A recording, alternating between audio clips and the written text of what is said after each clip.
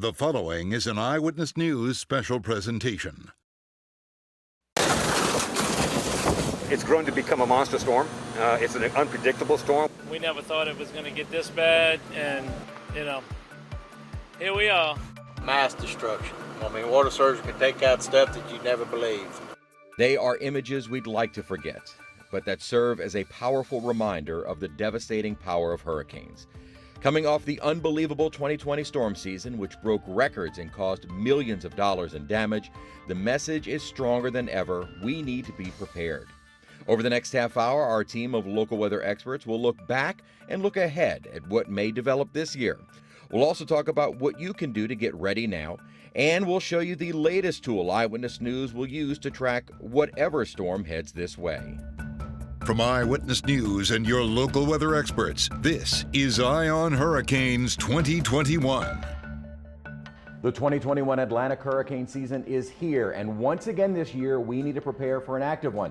And to help you do that, our team of local weather experts is here for you this season. The forecasts call for another above normal season, and coming off last year's record-breaking one, we know we need to take steps to be prepared. That's especially important since it only takes one storm to test us. So over the next half hour, we'll take a look at what you can expect. And let's begin with the latest outlook on the season from Alexandra. It's no surprise this year that we're looking for an above-average hurricane season. NOAA's forecast issued in May gives it a 60% chance of more than normal activity, a 30% chance near normal, and only a 10% chance for below normal activity. And here are the different outlooks. We always look at Colorado State University just as one of the many outlooks that are coming up. It says 17 named storms. NOAA is predicting 13 to 20 named storms, 6 to 10 hurricanes, 3 to 5 of those which might be major. And one thing this season that we're looking at besides the above average forecast is that the averages themselves have been updated this year. These averages are based on the past 30 years, just the mean numbers. So up until last year, we were looking at 1981 to 2010, but with the new decade that we've just finished, we're now getting new numbers based on 1991 to 2020. So just averaging those years as opposed to the previous 30 years, you can see 14 named storms, 7 hurricanes, and still predicting for an average season, 3 of those 7 hurricanes to become major. Why so active this year? Well, we have a neutral phase to maybe La Nina later in the season. There's no El Nino this year to help us out. Remember, sometimes if you have an El Nino, it increases vertical wind shear in the Atlantic, and that can make it harder for hurricanes to form. We don't have that advantage this year. Also, there are warmer than average waters in the Atlantic and Caribbean predicted, and also an enhanced West African monsoon. Here is our neutral to La Nina phase. Well, this would actually be El Nino when the waters off Peru and Ecuador in the Pacific Ocean are above average for the water temperatures. La Nina would be below average or cooler than average waters here. Going into the season, though, we have near normal water temperatures, and again, they might actually be a little cooler than average later in the season. So that essentially just translates over into the Atlantic, meaning maybe a few more Atlantic tropical systems, just because there's not that vertical wind shear that happens with El Nino that kind of tears the storms apart. Our hurricane season forecast, by the way, for the Atlantic is above average, but interestingly, some of the things that go into it to make it maybe looking above average for the Atlantic might translate into near or below average activity for the Eastern Pacific and Central Pacific. And here are those 2021 Atlantic hurricane season names. You can see we've already made it through Ana, which formed briefly way out in the Atlantic, was no threat to land. The next name on the season list is Bill. The director of the National Hurricane Center, Ken Graham, has a connection to South Louisiana since he spent many years at the National Weather Service here in Slidell. We had a chance to speak with him recently and talked about one change this year involving storm names. If we have another active year like last year, you won't hear us refer to Greek names for storms anymore. We've only had to go to the Greek alphabet twice because we ran out of names, and 2005 and then again in 2020, there was some confusion. You start translating some of those names into Spanish, French, and Portuguese. That's the languages that we have to deal with at the Hurricane Center when we work with the World Meteorological Organization Region 4. The translation was tough. Eta, Theta, some of the names were similar. When we got to hurricane, you start looking at Zeta and you start thinking about the letter Z. People wondered if that was the last name in the alphabet. And the other part is we've never been faced with having to retire Greek alphabet names, and we retired several of them. So as a result, it's a better service to have an alternate name list. That way we focus on those impacts and not the names. And that supplemental list, it'll be the same, from here on out, basically. There won't be a new supplemental list every year, right? It'll be the same one. It'll continue. So the regular names rotate every, throughout 6 years, but the supplemental list, that'll carry on for all those years. Yeah, and we were talking about last year and, of course, the record-breaking season. Let's talk about what did we learn from last year? We had 30 named storms, so I know we've had to have learned something or noticed some things or some trends in something. What did we see?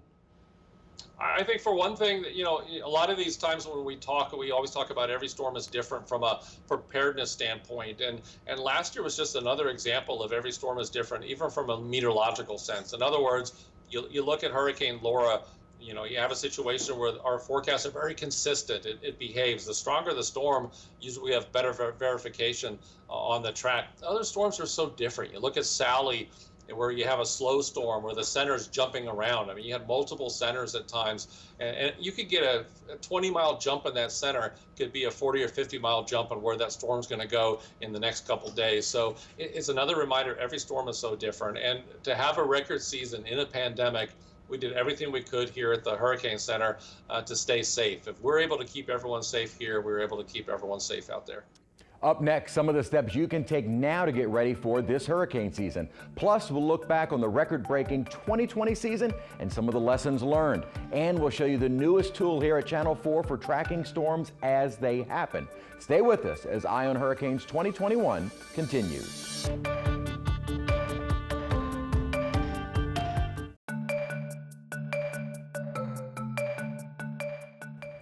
If you were living in South Louisiana or Mississippi last year for that record-breaking hurricane season, you know what you'll need to do to be prepared this year, and you may be making some changes to your storm plans as a result. But if you're new to the area like me, the mayor and other city officials, as well as leaders in Jefferson Parish, had this advice on what you can be doing to get ready.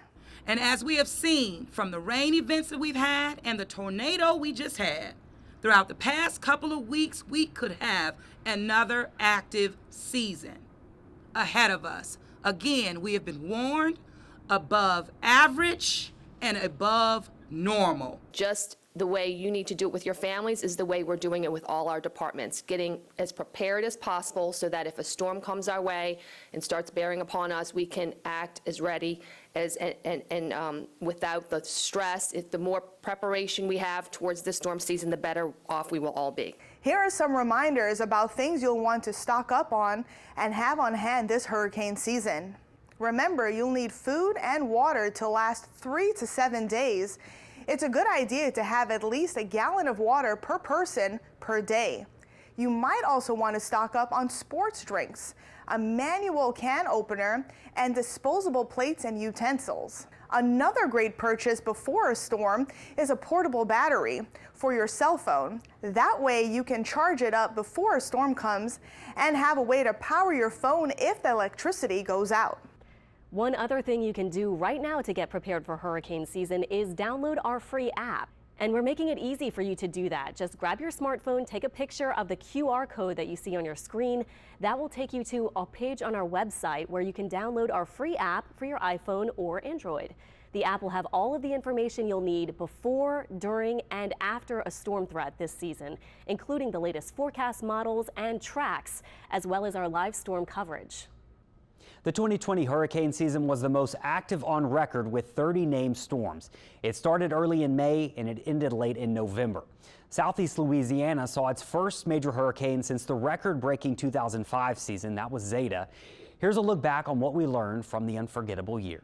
No matter what we have been through in the past, and no matter how fatigued we all are, it does not reduce the threat coming at us into the future. The 2020 hurricane season was forecast to be busy. No one ever thought we'd see as much as we did. 30 named storms, the most ever recorded. 4 of those storms would make landfall in Louisiana, 2 as major hurricanes. The season started early for Louisiana. The third storm of the season formed in early June and had its sights set on southeast Louisiana and South Mississippi. Cristobal But this was just the beginning, of course. The next few months, we saw Marco and Laura both heading into the Gulf at the same time. Marco dissipated before reaching Louisiana, but Laura would slam into the state as a strong Category 4 storm with winds of 150 miles per hour. And it is now tied as the strongest hurricane to make landfall in Louisiana. The last time it happened, 1856, when the last island hurricane moved into South Louisiana. Then just weeks after Laura, Louisiana was back in the cone. Sally developed and crawled towards the Gulf Coast before making landfall near Pensacola. Most of the area, though, dodged significant impacts from this storm. By early October, things were still busy in the tropics. Another disturbance was developing and taking aim, once again, towards Louisiana. As if Hurricane Laura wasn't enough. This was Hurricane Delta, which would impact the same areas in southwest Louisiana that took a direct hit from Hurricane Laura. Now, by late October, we're usually breathing pretty easy as we don't typically see significant hurricanes that late in the season. But by October 28th, southeast Louisiana's luck had run out. 7 times, of course, in the cone of uncertainty is unprecedented. Zeta slammed into the area, and the eye of the storm passed directly over New Orleans. The storm originally made landfall as a Category 2 with winds of 110 miles per hour, but the National Hurricane Center, they always go back and do post-storm analysis, and they go through data to determine if a storm was stronger or weaker at landfall. In Zeta's case, the storm was upgraded to a Category 3 with landfall near Cocodrie. The storm only produced a small area of Category 3 winds of 115 miles per hour that was near the coast of Lower Lafourche and Terrebonne parishes. Zeta is the first storm since Hurricane Katrina to make landfall in southeast Louisiana as a major hurricane. Katrina, a Category 3 at landfall as well, had winds of 125 miles per hour. And while both storms were Cat 3s at landfall, the storm surge in Katrina was obviously much more significant than Zeta. The reason for that is what Katrina was doing days before landfall that Zeta wasn't. The storm was a Category 5 with a much larger wind field than Zeta's. The larger wind field in Katrina allowed more water to pile up and cause higher storm surge as a result. This is just another reminder that a storm's category, it only tells you how strong the winds are. You should never assume you're safe from a storm based on a previous storm's impacts. The category of a storm can often misrepresent other impacts like storm surge and flooding from heavy rain. We talked earlier about the change involving storm names this year, but where do the names come from? Alexandra has more on that up next. What's in a name? If you're talking about a hurricane name, then quite a lot. Like Katrina, Betsy, Harvey, just one name can mean so much. So where do the names come from? Let's take a look. Hundreds of years ago, hurricane names were informal. Storms were named after a Catholic saint's feast day or for a ship that ran into the storm. Later, they went by numbers. Then, Army and Navy meteorologists picked names, often for their wives or other family members. In 1953, the U.S. Weather Bureau started using this list of names for hurricanes. Notice they're all female. It wasn't until 1979 they started alternating with male names. Meteorologist Lauren Nash at the National Weather Service New Orleans says the purpose was to give a clear title that's easy to remember so people can heed warnings. So essentially it's just a way for us and the public to just kind of differentiate those storms a little bit more, help people remember them, and it made it a lot easier to forecast them when multiple storms were going on at the same time. The names now come from an international panel of the World Meteorological Organization. The list has 21 alphabetic names, but skipping these guys because it's hard to find names for them. For the Atlantic, there are 6 rotating sets of names, so the list we're using this year will come up again in 2027. So how does the panel pick the names? Well, they have to be instantly recognizable, and for the Atlantic, they say they use names that reflect the geographical coverage of Atlantic and Caribbean storms and that are gender balanced and respect societal sensitivities. Names of particularly costly or deadly storms are retired. So in 2020, there were 3 hurricane names that were retired, Hurricane Laura, and then we also had Eta and Iota, which were more impactful to Mexico and down in the Yucatan Peninsula. And as for those Greek alphabet names, those were the backups in case more than 21 storms formed in a season, only needed in 2005 and 2020. But starting this year, there's a new supplementary list to replace the Greek alphabet, in hopes it'll be less confusing. Our hopes are we don't have to get too familiar with this set of names this year. It's not just the Atlantic. There are rotating lists of names for each tropical cyclone basin. Like in the western, North Pacific, and South China Seas, there are 5 lists of names contributed by different countries, like 2 from Japan, 2 from Cambodia, and so on. And by the way, the name hurricane itself is different in other oceans. In the Northwest Pacific, a hurricane is called a typhoon. And in the Indian Ocean, it's just called a cyclone. They all mean the same thing. When we come back, we'll show you the newest tool we'll be using to track weather on the road this storm season, plus some of the ways you can stay connected to our local weather expert coverage if a storm threatens.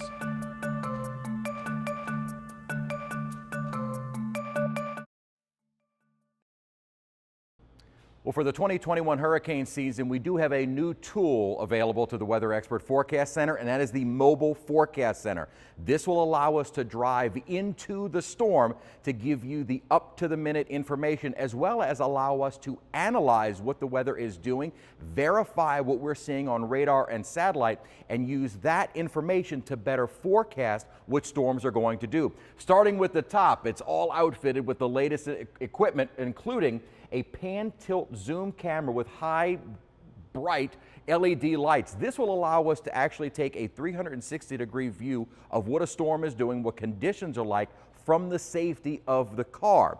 Now, if the weather does settle down enough to allow us to get out into the elements, we have a deployable weather station. Now, what this does is allows us to get information to perhaps an area where there are no weather sensors. Wind information, wind direction, barometric pressure, dew points. We can see what is actually happening at our site. And again, this is best in areas where there is a bit of a lack of weather data. We can use this to collect rainfall information, find out what the pressure is doing, if it's rising, falling, if storms are approaching or leaving the area, as well as if the winds are starting to increase. So this just gives us another set of eyes on the ground in addition to radar, satellite, and all of the other information that we have available in studio. As well as the cameras, the lights, the station, we are able to access our weather graphics that you're accustomed to seeing in all of our nightly and morning broadcasts. So we can actually broadcast a weather cast from the field. So we are able to access our computers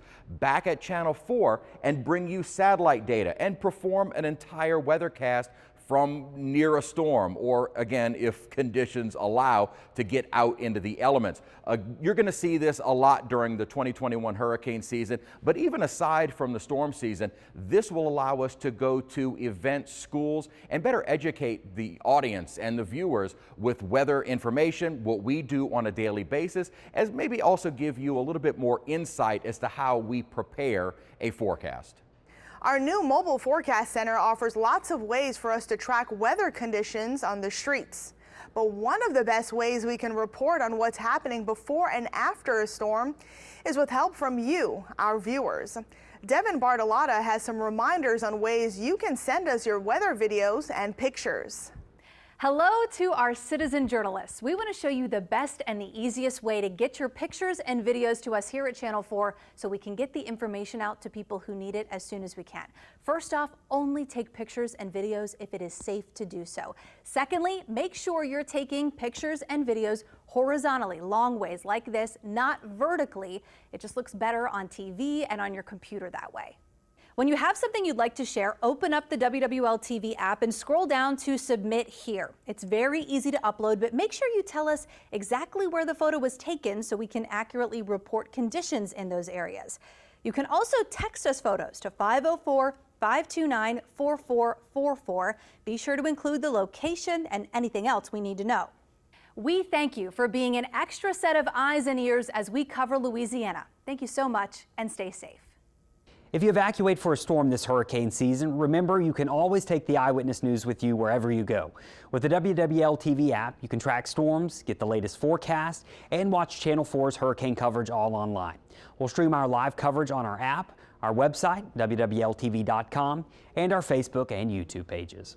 We hope for a quiet season, but also hope the past half hour has reminded you to take the steps now to get your family prepared. And no matter what happens and what comes our way, you can always count on WWL-TV and WWLTV.com to be there in the event of any weather threats this storm season. It's what we mean when we say we're keeping an eye on hurricanes. Thank you for joining us.